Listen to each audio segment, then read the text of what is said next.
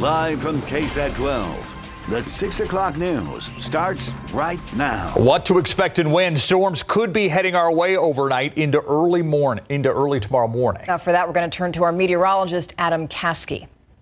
Yeah, and right now, nothing around San Antonio. We're really looking for development later on this evening, around and after sunset in the hill country that could then push our way. Right now, we've had some showers and storms in Mexico and parts of western Uvalde County, but this storm split and then quickly fell apart, moving right along Highway 90 there as it entered into Uvalde County, right along the Rio Grande. Otherwise, some development off to the north, Edwards Plateau and northern hill country. That's where we'll be watching in the coming hours for storms to start developing and then potentially even coming together in a more organized system. But right now, we're just noticing the high clouds, those blow-off clouds from those storms out to the west, and even the storms earlier this afternoon in Mexico, those high clouds streaming overhead, and we're noticing that cirrus deck of clouds from those storms. Here are our storm chances. 0% at 8 o'clock. So you're all clear, green light for the outdoor activities and fun all the way through sunset and even thereafter a little bit. By midnight, that's when we boost the storm chances up to 40%, and that's where we keep them all night long, all the way through sunrise tomorrow morning. So widely separated, not everybody's going to get hit. We'll be back in a few minutes to talk about the severe potential, the primary risks from the potential severe weather, and more rain chances into the weekend coming right up. Thank you, Adam. Power lines down, leading to 1604 being shut down for a time. I want to take you back out to that scene on Loop 1604 near La Cantera. This is a live signal from Sky 12. It's going in and out a little bit. It's near La Cantera. Right now, road crews have shut down the east and westbound lanes of traffic on 1604. It's the backup that was caused when a mobile home being transported on an 18-wheeler took down a power line. It actually looks like traffic is moving right now in both directions, so it appears as if it's open. Again, CPS Energy doing some repairs on that power line that was brought down by a mobile home being transported by an 18-wheeler. So there could be intermittent shutdowns of 1604 as the evening continues. We'll bring you more updates as they become available. Now new at 6, this is what you call a meeting of the minds. The top health leaders from around the world are here in San Antonio for the 3rd annual Global Health Symposium. It wrapped up today at the Botanical Gardens. RJ Marquez looks at the event's goals for the world and also here in the San Antonio area.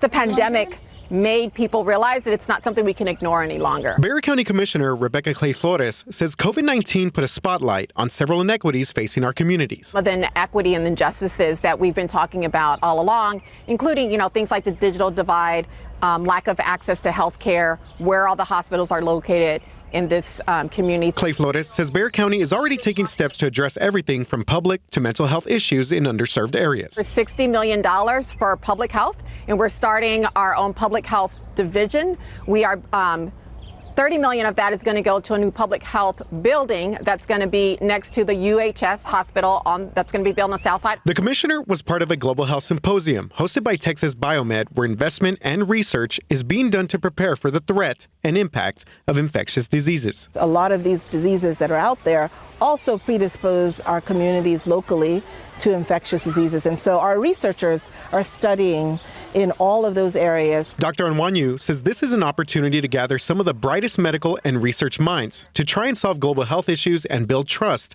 in the science behind vaccines and other treatments. Until our healthcare providers or people who are in science and biomedical research can develop trust with the community, the therapeutics and all that will not be as effective. This is the 3rd year that Texas Biomed has hosted this Global Health Symposium. They tell us that they had about 500 attendees for the 2-day event, and it continues to grow by the year. RJ Marquez, KSAT 12 News.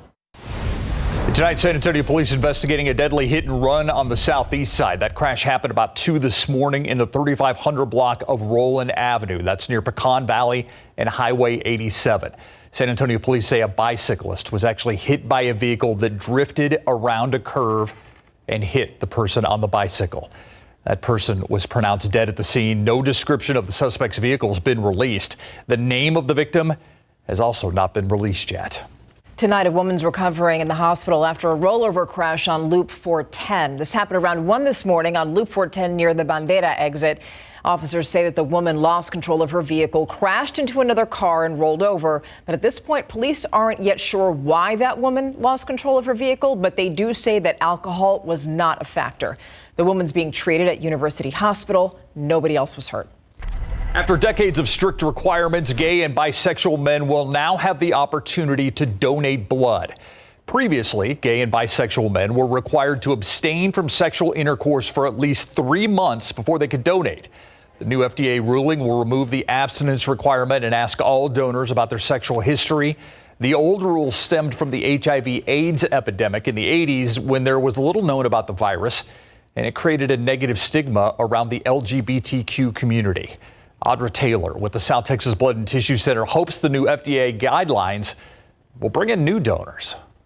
The same questions will be asked to all donors, regardless of gender or sexual affiliation.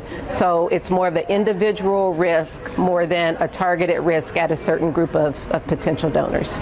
By the fall, donors will see changes to the questionnaire that you take before you donate. Tonight, several U.S. cities trying to figure out how to take in the busloads of migrants that are being sent in from Texas. The New York City mayor's office says that the city is getting around 600 additional people every day, and that's double the amount since Title 42 was in place. Denver is now the 5th city to receive migrants from Texas. Denver's mayor posted on Twitter that he's, quote, happy to bill Texas for the cost of care. Texas has had to respond to the Biden administration's refusal to enforce the immigration laws. Now, mayors from at least 4 cities are asking President Biden for federal aid. Governor Abbott also says that he wants to pass 3 laws to address illegal border crossings in the future. Tonight, a new memorial stands for the 10 people killed at a Texas high school in 2018. The 12-foot tall bronze statue called Warrior Spirit now stands in front of Santa Fe High School. That's where 13 others were also injured in the May 2018 attack. The statue, designed by the same sculptor who designed the Texas A&M Bonfire Memorial. Several of the victims' families didn't show up to the unveiling today. They said it was just too painful. I really admire the personal touch with the initials on the back. They included for the 10 victims, and it's a nice gesture. The accused gunman has remained in a North Texas hospital for more than 3 years now, reportedly undergoing treatment to restore his competency. So far, he has been declared incompetent to stand trial. A city-sponsored spay and neuter clinic is reopening now on the south side. Yeah, the city council yesterday approved a new agreement for the operation of the Brooks City-based facility. Garrett Berger tells us more about when and also why that building's empty in the first place. An empty building that could soon be full again with pets in for spay and neuter surgeries. Yeah, roughly 50 a day. Though the Brooks City-based clinic is controlled by the city, along with another site near the zoo, Animal Care Services has nonprofit partners actually operate them. The Brooks Spay and Neuter Clinic used to be run by the Humane Society, but as you can tell, it's been closed a while now. The San Antonio Humane Society ceased operations out of Brooks on February 1st. But even before then, ACS says the nonprofit had reduced operations for much of last year. So they were reducing from several days a week to down to 1 or 2 or 3 days a week. They were just not performing as many surgeries. They were trying to refocus their staff at their clinic. I believe it's on the north side, to consolidate. A Humane Society spokeswoman said staffing was a global issue, not just with them. And it was separate from what she said was their desire to focus efforts on their medical building at their main campus on Fredericksburg. In any case, the South Side was down a clinic. And that really impacted the community's ability to get their pets spayed or neutered. The new operator will be the Spay Neuter Assistance Program, or SNAP. JCS says we'll reopen the clinic sometime this summer with a target of 6,500 low or no-cost surgeries per year. So it's going to be a phased opening because they still have to hire staff and ramp up their operations. We'll make sure we do something big for the South Side. Garrett Berger, KSAT 12 News. Now let's talk about Tejano Conjunto music, because this weekend is your chance to attend the largest Conjunto music festival in the world. The 41st annual Tejano Conjunto Festival goes through Sunday at Rosedale Park. Juan Tejeda, the founder of the festival, says that more than 30 bands are going to be taking the stage. He says that everybody should experience what Conjunto is all about and also how it continues to evolve. We want to keep this musical tradition alive, to preserve it, to promote it, to pass it on to the future generations. By the way, speaking of future generations, students from San Antonio and the Rio Grande Valley are going to perform at the festival. Tickets start at $20, and we have more information for you on that on KSAT.com. Hey, coming up in our next half hour, the man accused of killing a Trinity University cheerleader set to go back to court after his last trial ended in a mistrial. A look back at the trial of Mark Howerton in our Open Court series. Also, not as many people want to volunteer. How that's affecting one of the biggest nonprofits and its clients in the Alamo City. Up next. An unimaginable tragedy. The lives of 19 students and 2 teachers lost. Look at us. Our lives have been turned upside down. After 12 months, actions to prevent school shootings in Texas have stalled. For our kids, not enough for you to make some kind of change. And the once strong community of Uvalde is beginning to fracture. Wednesday at 9, the search for answers in a community struggling to heal. 1 year in, Uvalde. Wednesday at 9 p.m. on KSAT 12. Situation we've been following in the KSAT 12 newsroom. Want to get to some breaking news right now. San Antonio police, as well as its SWAT team, are at a home near Westfield and West Oak. That's also where our Patty Santos is live at the scene there on the west side. Patty, what can you tell us? Yeah, we know that police were responding here to the scene for a assault in progress.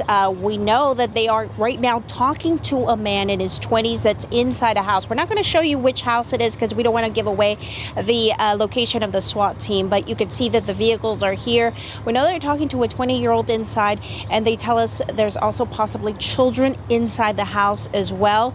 At this point, that's all the information we have, but police tell us they are assuming that there are weapons, although they have not been able to confirm that. The positive thing is that they are talking to this individual in the hopes of trying to get him out. Right now, about a block of West Oak Road is closed off to traffic as well as people. There's a lot of people that are out here looking and a lot of slow traffic on Westfield, but hopefully this can end peacefully here shortly. We'll have an update for you as we get it. We'll send it back to you. Addie, thank you. So in other news now, not as many people are volunteering, and that's not just here, it's really across the country. In fact, a recent survey by the U.S. Census Bureau finds that this is actually the largest decrease we've seen across the country since 2002. Yeah, the lack of volunteers largely impacting organizations that depend heavily on the contributions of helping hands. Our Jonathan Cotto tells us how this is affecting a local nonprofit that serves the neediest among us. Meals on Wheels serves our city's most vulnerable senior population by delivering meals to those in need in the comfort of their own home.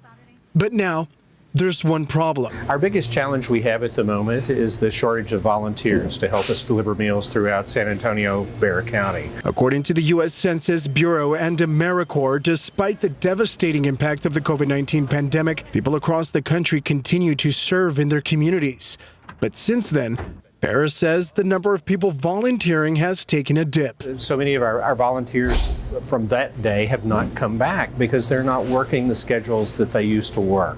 So our corporate volunteer teams are shorter than what they were. The shortage of helping hands is just one factor. Add that to the fact that our number of people that we're serving has just jumped sky high. Those having to step up now are Meals on Wheels staff or helping with deliveries outside of their primary duties. It's a little bit of a challenge to them, and some days making sure we get the meals delivered in a timely fashion so that the food is safe getting into those homes. And that's a little more stress than what they would like, but they have all come through in flying colors. Volunteer and donate if they could, because it really helps out. Jonathan Cotto, KSAT 12 News. Now we're going to take a live look outside. 88 degrees now. The skies look so nice and blue, but that could change. Yeah, it's going to be changing later on tonight. We'll have some scattered showers and storms developing. Nothing to worry about the rest of this evening. You're A-OK for outdoor dinner, happy hour, practice, whatever you have, swim practice, soccer practice, baseball game, whatever it is, you're going to be fine. Take a look at our storm chances, and this is the most important graphic for tonight. It's 0% through 9 o'clock, and then 10 o'clock up to 20%. Then we max out at 40% starting at midnight, lasting all the way through sunrise tomorrow morning. So 40%, not everybody is going to be hit by the showers and storms. We have a little bit of activity out there right now, off to the north, moving into parts of Gillespie County, and then off to the west as well, moving through Crockett County, but nothing in and around San Antonio. Here's the big picture. Already a few severe thunderstorm warnings scattered about Texas outside of our area off to the north, and these yellow boxes, those indicate the severe thunderstorm watches. Basically just another way for us to say, hey, severe storms are possible, like we've been saying for a few days. Either way, those are in place right now, and here's the big picture. Notice how we've got the big blue H down to the south over Mexico. It's got the clockwise circulation around it. Then over the Baja Peninsula, counterclockwise, upper level low, the disturbance.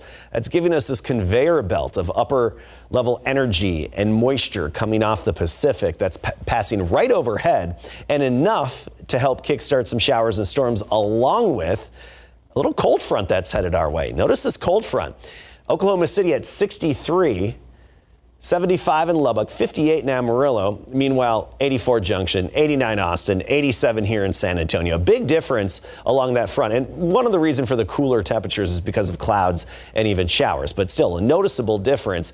It's not going to have that much of an impact on our temperatures, but those cold fronts act as a triggering mechanism for the showers and storms. So 7 o'clock, closer to that front, off to the north, Midland, San Angelo, Abilene, over toward Waco. That's where most of the action should be.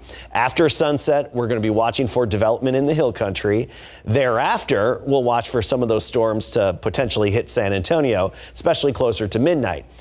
Now, there's also the chance that we could have some storms come together and organize into one complex. And if that happens, like this Futurecast is hinting at, if that's actually the case, it could really be anywhere from Del Rio to Austin. I know this is showing it west of San Antonio, but it could really be anywhere from the Rio Grande all the way to San Marcos and Austin. We'll just have to wait and see as those pieces start to come together. Then after sunrise tomorrow, whatever's left over in our sky should really come to an end.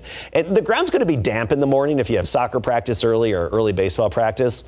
Ground's going to be a little damp. You'll have to test out the field before you send the kids out there. But I do expect it to mainly just be a fairly cloudy day tomorrow with only a 20% chance of an afternoon shower. Severe thunderstorm risk on a scale of 1 to 5, 5 being the highest potential. We're in the 2. So some scattered severe storms with straight line wind gusts up to 60 miles per hour, and even some large hail up to 1 inch in diameter posing the primary risk. But if they happen, it would be very isolated and localized in nature. Tomorrow morning, 7 a.m., 40% chance. Then it quickly drops off thereafter. And we're looking at a 20% chance of a shower tomorrow afternoon. We'll start the day in the upper 60s or in the 60s. And then by the afternoon, we make it into the low 80s. 81 on the north side of town near the airport, 83 Stinson, Converse 82. But as cool as 79 in Bulverde and even Helotes. And then on Sunday, upper energy supporting some morning scattered rain. Not expecting really much in terms of thunderstorms and nothing severe, but Sunday morning through the midday looks like it could be a little damp. Not everybody getting hit, but about 40% coverage. And we'll only be in the upper 70s for highs by Sunday. Then next week, we clear out. Monday, a lot of sunshine, 86, and next week is, well, generally looking dry. All right, Adam, thank you. All right, it has been a banner year for Greyhound athletics, and now it's the softball team's turn. It seems like every team's getting in on the action. Yeah. Last night, they ended up winning their regional semifinal against Alice 7-2, and they did it largely because of the pitching of Ava Rodriguez. When we come back, we'll hear from the Greyhounds as they advance back to the regional final. Plus, San Antonio FC is finally hitting their stride at the right time of year. Got that too next.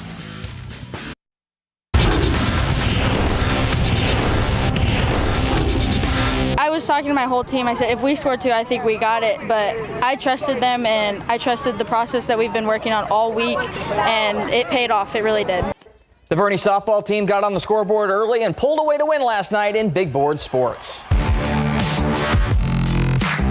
The Greyhounds are back in the regional final for the second time in the last 3 years, and pitcher Ava Rodriguez is a big reason why. Facing a tough Alice squad in a one-game playoff for the Class 4A regional semifinals, Rodriguez struck out 13 batters and held the Coyotes to just 2 runs in a 7-2 victory. She escaped multiple bases-loaded jams with minimal damage as Bernie led wire to wire. Now they're one series win away from moving on to state.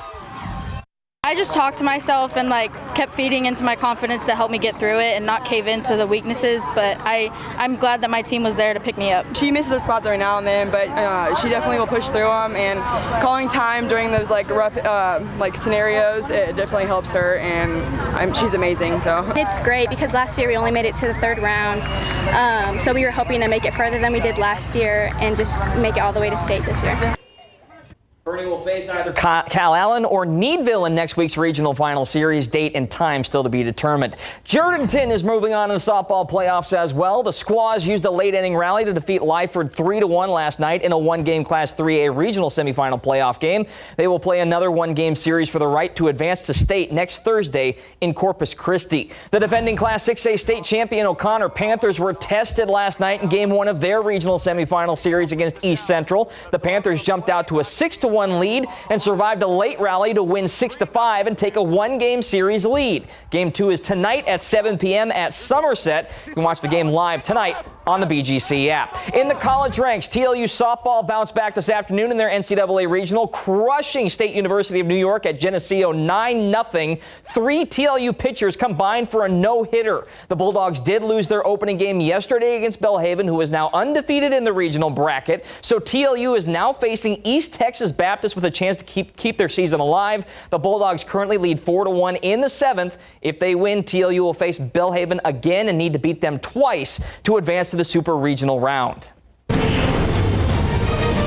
After 4 straight losses, UTSA baseball needed something to bounce their way heading into their final regular season series, and their offense certainly came alive last night against Louisiana Tech. Taylor Smith and Leighton Berry homered in the top of the 11th as UTSA won an absolute shootout 18-16 in 11 innings. The Roadrunners posted 20 hits in this game. Game 2 of this 3-game series is currently underway. We'll have those highlights for you tonight on the Night Beat.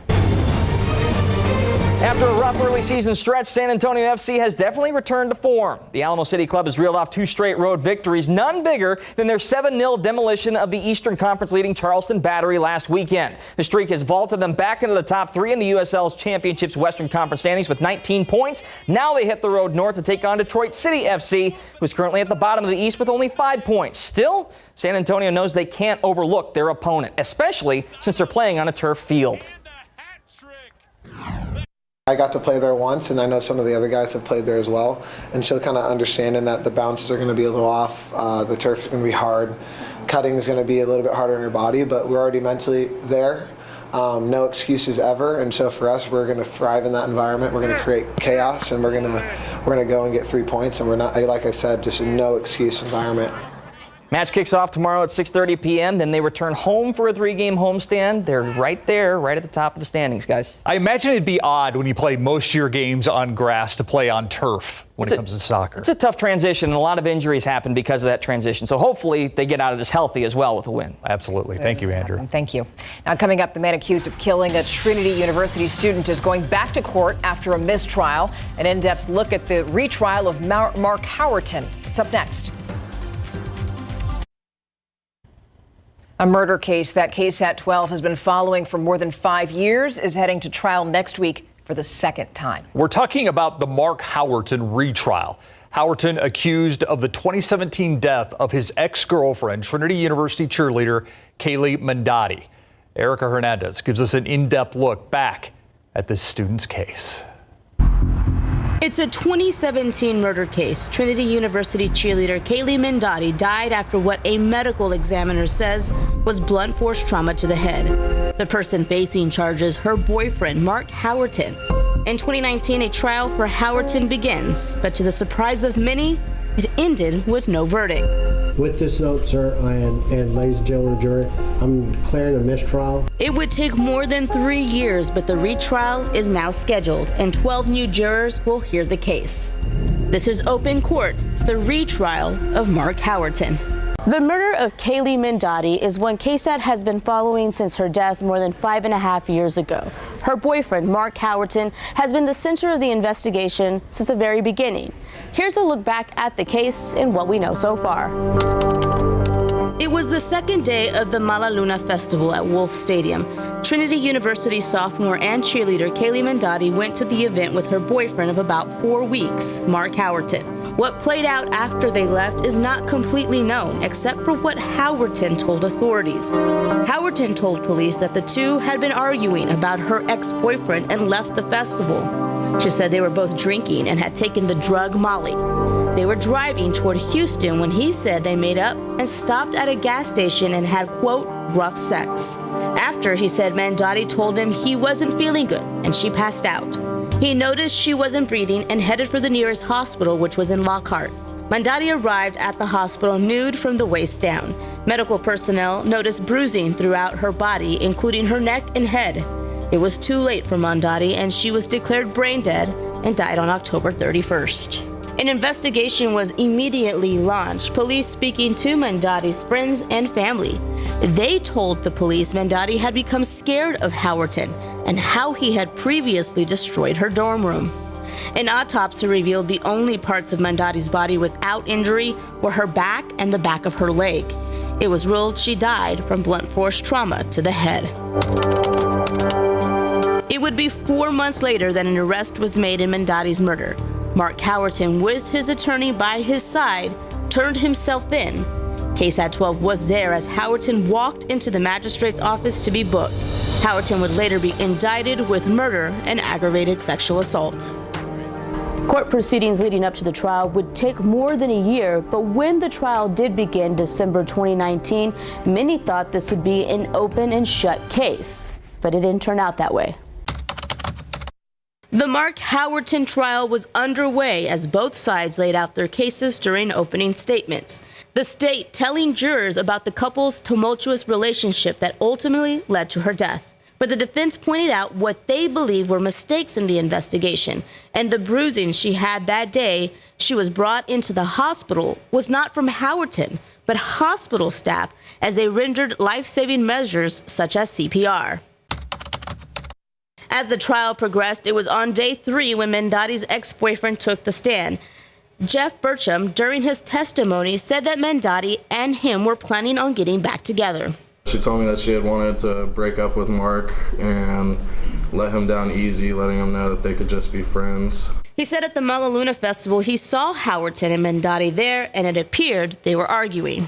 As she's trying to step away, I see him reach out his right arm and hook it around her shoulder and pull her in closer, and then turn and walk away. But during cross-examination, defense attorney John Hunter challenged Burcham's account of events, saying that what he told police he saw differed than testimony he gave to the grand jury and the testimony he was currently giving. Burcham agreed it was different. Then when Hunter challenged Burcham's own criminal record, he began to plead the fifth, his testimony damaging to the state's case. The case eventually goes to the jury for deliberations, and then after the second of 2 notes is sent, the judge declares a mistrial. With this note, sir, and ladies and gentlemen of the jury, I'm declaring a mistrial, so the case for this time being is over. The panel declined to discuss the case with the media. The foreman told KSAT that the vote was 8-4 in favor of a guilty verdict. We have every intention of going forward. Obviously, we're disappointed in the mistrial. And that retrial will finally happen. Jury selection begins May 22nd, with the trial expected to start right after. This will take place in the 144th District Court with presiding Judge Michael Mary. Cameras are not allowed inside Judge Michael Mary's courtroom, but we will still be following this trial daily. You can follow all court proceedings by signing up to our open court newsletter and following us on KSAT.com. For coverage of this case and more court cases, just head to our website, KSAT.com, to our open court section. Again, jury selection for Howerton's trial begins on Monday. We'll be right back.